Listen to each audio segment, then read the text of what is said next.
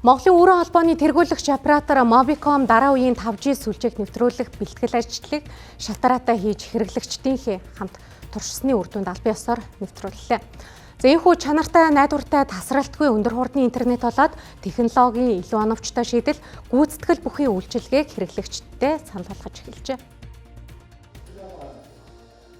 5G-ийн өндөр хурдны интернетээр хязгаарлагдахгүй харилцаа холбоо, аж үйлдвэр, боловсрал, эрүүл мэнд, уул уурхай зэрэг олон салбарт хувьсгал авчирч байна.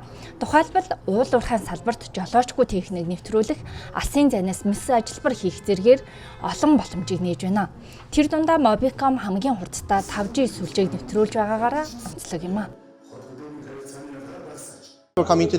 As I mentioned in the 5G бол дижитал хөгжилд шинэ боломж олгож буй технологи. Mobicom 5G нэвтрүүлэх ажлыг 2022 оноос эхлүүлж үе шаттай туршисны эцэст албан ёсоор нээлттэйлээ.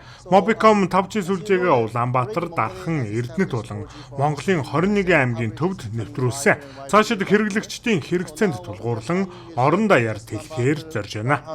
also 21 IMAX.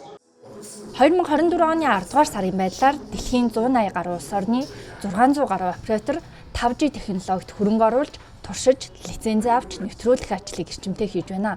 Дэлхийн хүн амын 21% буюу 1.7 тэрбум хүн 5G сүлжээг ашиглаж байгаа юм.